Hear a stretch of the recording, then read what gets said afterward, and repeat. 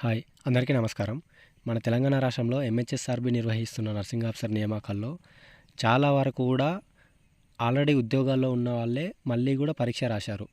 వారు ఎందుకు రాశారంటే కారణం అక్కడ డిపార్ట్మెంట్ నచ్చకనో, అక్కడ ప్లేస్ నచ్చకనో అలా రాసి ఉంటారు. కొందరేమో కావాలని రాస్తుంటారు, కొందరేమో తప్పని పరిస్థితుల్లో కూడా రాస్తూ ఉంటారు. ఇలాంటివి కొంతవరకు అరికట్టడానికి ఏమన్నా మార్పులు ఏమైనా చేయాలి అనుకుంటే బోర్డు నుంచి కొంచెం మార్పులు తీసుకురావాలి. అవి ఎలాంటివంటే ఇప్పుడు డిపార్ట్మెంట్స్ ఉన్నాయి కదా, మనకు ప్రజెంట్ ఇప్పుడు వచ్చిన నోటిఫికేషన్లో 5 రకాల డిపార్ట్మెంట్స్ ఉన్నాయి. తర్వాతకి ఐఎంఎస్ కూడా యాడ్ చేశారు. మొత్తం 6 డిపార్ట్మెంట్స్ ఉన్నాయి. ఎగ్జామ్ రాయకముందు మనం అప్లికేషన్ చేసే సమయంలోనే మనము ఏ డిపార్ట్మెంట్ అంటే డిపార్ట్మెంట్ వైజ్గా ప్రయారిటీ అప్లై చేసుకోవడానికి ఇచ్చాడు.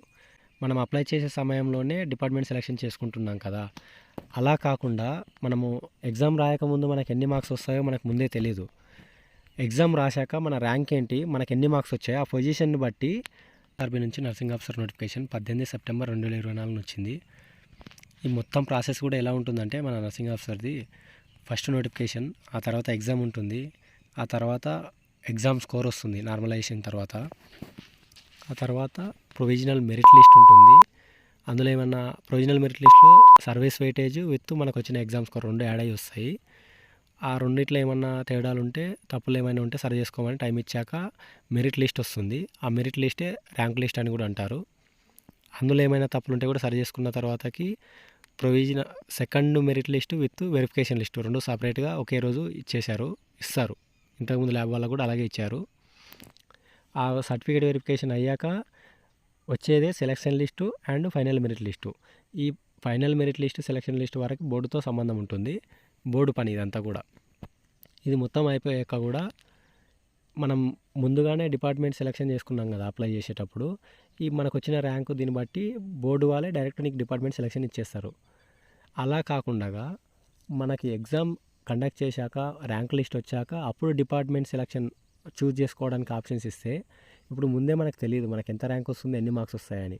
ఇప్పుడు ఎగ్జాంపుల్ చెప్పాలంటే నీకు హయ్యెస్ట్ మార్క్స్ వస్తాయని నీకు ముందు తెలియదు. నువ్వు ఎగ్జామ్ ఏదో ఫస్ట్ డిపిహెచ్ పెట్టుకున్నావు, ఆ తర్వాత నీకు హయ్యెస్ట్ మార్క్స్ వచ్చాయి ఎగ్జామ్లో.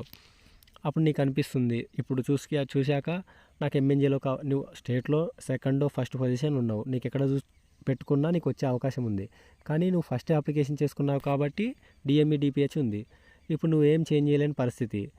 నీకు ఎంఎన్జే కావాలని ఉంది కానీ నీకు అందులో రాదు. నువ్వు ఫస్ట్ ర్యాంకర్వి డిఎంఈ డిపిహెచ్ పెట్టుకున్నావు కాబట్టి ఫస్ట్ అందులోనే ఇచ్చేస్తారు.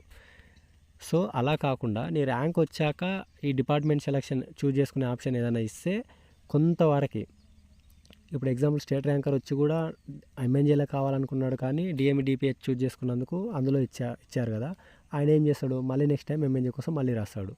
అలా కాకుండా సరే లాస్ట్లో వచ్చిన వాళ్ళకి ప్లేస్ నచ్చక రాశారంటే అది చివరిది, తప్పని పరిస్థితుల్లో రాసేవాళ్ళు కొంతమంది. కానీ ఇట్లా మంచి ర్యాంకర్స్ వచ్చి కూడా మళ్ళీ రాస్తున్నారంటే ఆ డిపార్ట్మెంట్ కావడం కోసం.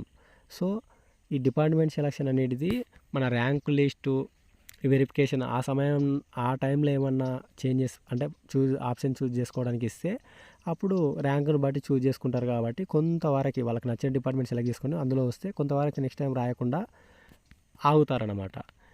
ఇది కొంచెం ఏమైనా మార్పు తీసుకురావాలంటే ఈ నోటిఫికేషన్లో మ్యాక్సిమం అవ్వదు.